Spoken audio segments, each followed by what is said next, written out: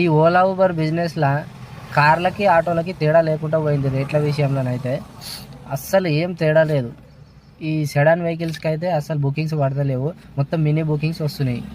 చూడండి చూపిస్తాను, చూడండి అన్న చూపిస్తాను. నేను 4 రోజుల నుంచి ఓలా నడిపిస్తున్నా. 4 రోజులలో ఫస్ట్ బుకింగ్ పడ్డది ప్రైమ్ సెడాన్ అంటే. దాని తర్వాత చూడండి అన్ని మినీ బుకింగ్లే పడ్డాయి. సిటీ సెంటర్లోకి పోయినా కానీ అన్ని మినీ బుకింగ్సే వస్తున్నాయి. ఒక్కటి కూడా సెడాన్ ప్రైమ్ అస్సలు రావట్లేదు. చూడండి అన్ని మినీ బుకింగ్లే. మళ్ళీ డైలీ వచ్చేసి 139 రూపీస్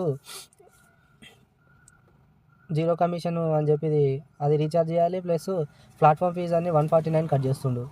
ఇట్లా చేస్తే ఏ బిజినెస్ అవుతుంది, ఏమవుతుంది? చూడండి అన్ని మినీ బుకింగ్లే. చూసిరు కదా. మీకు బిజినెస్ ఎట్లుందో ఒకసారి కామెంట్ చేయండి అన్న.